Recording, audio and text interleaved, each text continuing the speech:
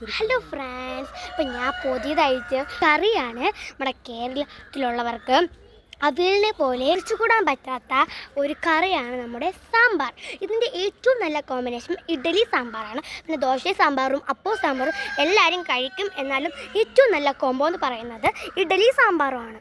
ഈ സാമ്പാർ വയ്ക്കാനും വളരെ എളുപ്പമാണ്. ഞാൻ കഴിഞ്ഞ വീഡിയോ പറഞ്ഞ പോലെ സാമ്പാറും അവിയലുമാണ് ഒരുപാട് പച്ചക്കറികൾ ചേർന്ന രണ്ട് കറികൾ. അതുകൊണ്ട് എല്ലാവരും ഇത് വീട്ടിലുണ്ടാക്കി നോക്കണം, കഴിച്ച് നോക്കണേ. ഇവിടെ കേരളത്തിലെ സദ്യയ്ക്ക് നമ്മുടെ ഈ സാമ്പാറില്ലെങ്കിൽ സദ്യയേ ഇല്ല. സദ്യയുടെ മെയിൻ ഐറ്റമാണ് നമ്മുടെ സാമ്പാർ. ഹലോ ഫ്രണ്ട്സ്, ഇന്നൊരു ബ്ലോഗർ മണിക്കൂടെ ഞാൻ വീണ്ടും വന്നിരിക്കുകയാണ്. അപ്പം നമുക്കിന്ന് രുചികരമായിട്ടുള്ള സാമ്പാർ വെച്ചാലോ?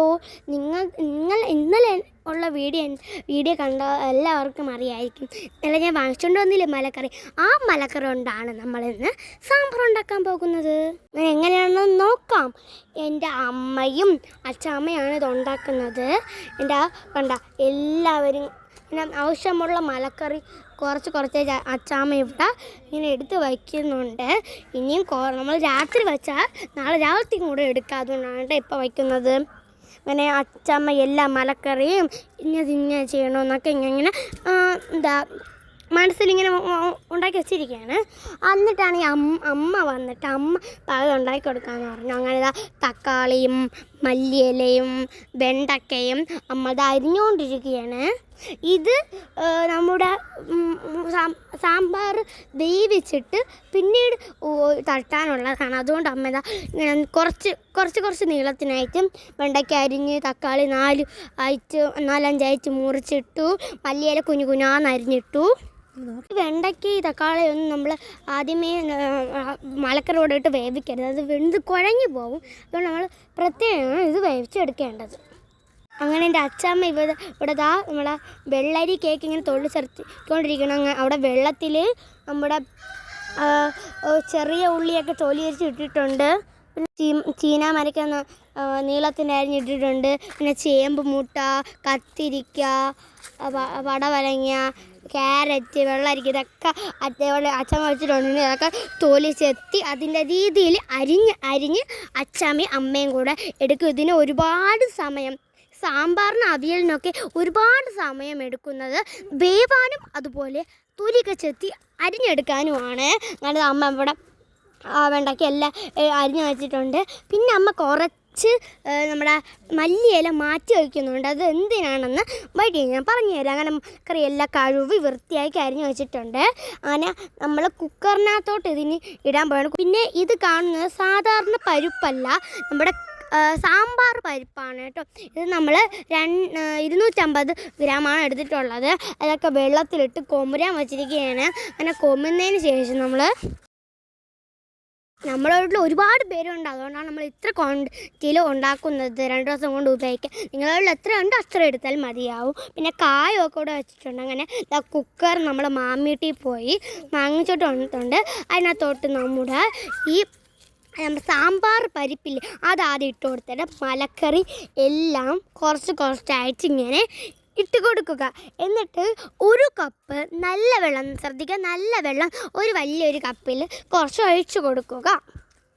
എന്നിട്ട് കായമില്ലേ അതും കൂടെ ചേർത്ത് കൊടുക്കണം. നമ്മൾ കട്ടയായിട്ടാണ് ഇട്ട് കൊടുക്കുന്നത്. LGയുടെ കട്ടയാണ് ഇട്ട് കൊടുക്കുന്നത്. പൊടിയുള്ളവർക്ക് പൊടി ഇട്ട് കൊടുക്കുക. കട്ടയിട്ടാലും കുഴപ്പമൊന്നുമില്ല. നമ്മൾ അതിനെങ്ങനെ ഇട്ട് കുറച്ച് കുഞ്ഞു പാകം ഇട്ട് കൊടുക്കുന്നുണ്ട്. പിന്നെ ഇതിൽ പുളി ചേർക്കും. നമ്മൾ പുളി വെള്ളമാണ് ഒഴിക്കുന്നത്. അത് കൊമരാൻ വേണ്ടി വേറെ പാത്രത്തിൽ ഇട്ട് വച്ചിട്ടുണ്ട്. അങ്ങനെ കായൊക്കെ ഇട്ട് കുറച്ച് ഉപ്പും ആവശ്യത്തിന് മഞ്ഞൾപ്പൊടിയും ഒക്കെ ഇട്ടിട്ട് നമ്മൾ അടച്ച് വെച്ച് വേവിക്കാനായിട്ട് ഗ്യാസിൽ വയ്ക്കുകയാണ്. 1 ബിസിലടിച്ചാൽ മതിയാവും. അപ്പോഴത്തേക്ക് നന്നായിട്ട് വെന്ത് കിട്ടും. അതിൽ കൂടുതൽ അടിച്ചാൽ നല്ല വെന്ത് കുഴഞ്ഞ് പായസം പുളിയായിപ്പോൾ. അതിന് മുമ്പാണെങ്കിൽ വേവത്തുമില്ല കേട്ടോ. എന്നുവെച്ചാൽ വേറൊരു വലിയ പാത്രം എടുത്തിട്ട് അതിനകത്തോട്ട് നമ്മുടെ സൺഫ്ലവർ ഓയിലാണ് ഒഴിച്ചു കൊടുക്കുന്നത്. നന്നായിട്ട് നമ്മളെ തിളയ്ക്കുമ്പോൾ നമ്മളെ കടുവിട്ട് പൊട്ടിക്കുക, വറ്റൽ മുളകിട്ട് പൊട്ടിക്കുക. പിന്നെ നമ്മുടെ മെയിൻ ഐറ്റമായിട്ടുള്ള കരിവേപ്പില, എല്ലാത്തിനും ഉപയോഗിക്കുന്ന കരിവേപ്പിലയും കൂടെ ഇട്ട് കൊടുത്ത് നന്നായിട്ടൊന്ന് മിക്സ് ചെയ്തതിന് ശേഷം നമ്മുടെ മാറ്റി വെച്ചിരുന്ന ഈ വെണ്ടയ്ക്കയും മല്ലിയിലയും തക്കാളി അരിഞ്ഞിച്ചില്ലേ അതെല്ലാം കൂടെ തട്ടി കൊടുത്തിട്ട് സ്പൂൺ വെച്ച് നന്നായിട്ട് കറുവട എന്ന് പറയും പോലെ നന്നായിട്ട് കണ്ണ് പൂട്ടി അങ്ങോട്ട് മിക്സ് വെൽ എന്ന് പറയുമ്പോൾ നന്നായിട്ട് മിക്സ് ചെയ്ത് കൊടുക്കണം. അതിനുശേഷം ഒരു വരണ്ട് വെന്ത് വരുമ്പോൾ നമ്മൾ മാറ്റി വെച്ചിരുന്ന പുളി പിഴിഞ്ഞ് പുളിവെള്ളം മാത്രം എടുത്തിട്ട് ഇതിനകത്തോട്ട് പുളിവെള്ളം ചേർത്ത് കൊടുക്കുക. കുറച്ചായിട്ട് കുറച്ച് നേരം അടച്ച് വയ്ക്കുക. പുളിവെള്ളത്തിൽ കിടന്ന് നന്നായിട്ട് കുറച്ചും കൂടെ വരണ്ട് വരുന്നവരെ വെയിറ്റ് ചെയ്യുക. അതിനുശേഷം നിങ്ങളുടെ എരിക്ക് ആവശ്യത്തിന് മുളക് പൊടി ചേർത്ത് കൊടുക്കാം. പിന്നെ മല്ലിപ്പൊടിയും കൂടെ ചേർത്ത് കൊടുക്കുക. പിന്നെ പച്ചമുളകൊടിയാണ് ചേർത്ത് കൊടുക്കുന്നത്, അത് നിങ്ങൾ ശ്രദ്ധിക്കണം. ഇത്രയും ചേർത്തതിന് ശേഷം നന്നായിട്ട് വീണ്ടും മറക്കി നന്നായിട്ട് ഇളക്കി കൊടുക്കാം. Mix well. വെറൈറ്റീസ് ഒന്നും നമ്മൾ ചേർക്കാറില്ല, വീട്ടിലെ തന്നെ ഉള്ള നമ്മൾ മസാലകളാണ് ചേർത്ത് കൊടുക്കാറുള്ളത്. നന്നായി തിളയ്ക്കുമ്പോൾ ആവശ്യത്തിന് ഉപ്പും കൂടെ ചേർത്ത് കൊടുത്തിട്ട് നന്നായിട്ട് മിക്സ് ചെയ്ത് കൊടുക്കണം. അതിന് ശേഷം നമ്മളാണെങ്കിൽ ഇടികല്ലിൽ കുറച്ച് വറുത്ത ഉലുവയും കുറച്ച് ജീരകവും ഇട്ടിട്ട് ഇടികല്ല് വെച്ച് നല്ല നൊസ്റ്റുവിന് വേണ്ടി ഇടികല്ല് വെച്ച് നന്നായിട്ടൊന്ന് ഇടിച്ച് പൊടിച്ചെടുക്കുന്നുണ്ട്. മിക്സിയിലിട്ട് ഇടിച്ചാലും മതി, നമ്മളൊരു രുചി കിട്ടാൻ വേണ്ടിയിട്ട് ഇടികല്ലിട്ട് ഇടിച്ച് പൊടിച്ചെടുക്കുന്നതേ ഉള്ളൂ. ഇടിച്ച് പൊടിച്ചതിന് ശേഷം മാറ്റി വയ്ക്കാം. പിന്നീട് നമുക്ക് ആവശ്യമായിട്ടുള്ളൂ, ഇപ്പം ആവശ്യമായിട്ടില്ല കേട്ടോ. ആവശ്യത്തിന് കുറച്ച് വെള്ളം കൂടെ ഒഴിച്ച് കൊടുക്കുന്നുണ്ട് കേട്ടോ വേവാൻ. അങ്ങനെ ആ വെള്ളമൊക്കെ പറ്റി തിളച്ച് നന്നായിട്ട് വെന്ത് വരുമ്പോൾ നമ്മൾ മാറ്റി വെച്ചിരുന്നില്ലേ ആ മല്ലിയില ചേർത്ത് കൊടുക്കുക കേട്ടോ. ഇതാണ് പറഞ്ഞാൽ മാറ്റി വയ്ക്കാം.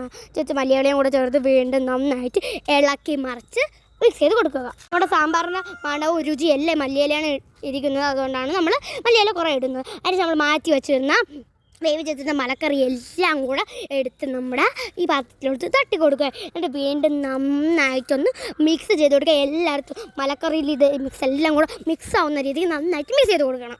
എന്നിട്ട് ഉപ്പും എരിയോ എന്തെങ്കിലുമൊക്കെ കുറവുണ്ടോ ടെസ്റ്റ് ചെയ്ത് നോക്കിയിട്ട് ഉണ്ടെങ്കിൽ അത് ചേർത്ത് കൊടുക്കുക. എന്നിട്ട് നന്നായിട്ടൊന്ന് മിക്സ് ചെയ്ത് കൊടുക്കുക വീണ്ടും. ഇപ്പോൾ വേറൊരു ടിപ്പ് പറഞ്ഞു തരാം. നമ്മൾ ഇനി എരി കുറവാണെങ്കിൽ മലക്കറിലോട്ട് അങ്ങനെ എടുത്തിടരുത്. കുറച്ചൊക്കെ ചൂടുവെള്ളത്തിൽ മല്ലിപ്പൊടിയും അതുപോലെ തന്നെ നമ്മൾ മുളക് പൊടി ചേർത്തിട്ട് ഒഴിച്ചു കൊടുക്കാം. എന്നിട്ട് നന്നായിട്ട് കുറച്ച് നേരം സിമ്മിലിട്ട് അങ്ങോട്ട് കുറച്ച് തിളച്ച് അങ്ങനെയൊക്കെ വന്ന് നന്നായിട്ട് മിക്സ് ചെയ്തതിന് ശേഷം കഴിയുമ്പോൾ നമ്മുടെ സൂപ്പർ സാമ്പാർ റെഡിയായി. എല്ലാവരും ഉണ്ടാക്കി നോക്കണേ. നമ്മൾ ഇവിടെ എരി കുറച്ചാണ് ഇട്ടിട്ടുള്ളത്, അവിടെ കുട്ടികളല്ലേ കൂടുതൽ, നിങ്ങൾക്ക് നിങ്ങളുടെ എരിയിനനുസരിച്ച് ഇട്ട് കൊടുക്കാം കേട്ടോ. അപ്പം നല്ല ടേസ്റ്റി ആയിട്ടുള്ള സാമ്പാർ ഇവിടെ റെഡിയാണ്. എല്ലാവരും ട്രൈ ചെയ്ത് നോക്കണം, കഴിച്ച് നോക്കണം. എൻ്റെ വീഡിയോസ് കാണുന്ന എല്ലാവരും കമൻറ്റ് ചെയ്യുന്നില്ല, കമൻറ്റും ചെയ്യണേ മറക്കല്ലേ. ബായ്. ലൈക്ക് ചെയ്യണം, ഷെയർ ചെയ്യണം, കമൻറ്റ് മറക്കരുത്. എൻ്റെ വീഡിയോസ് കാണുന്ന എല്ലാവരും കമൻറ്റ് ചെയ്യുന്നില്ല, കമൻറ്റും ചെയ്യണേ മറക്കല്ലേ. ബായ്.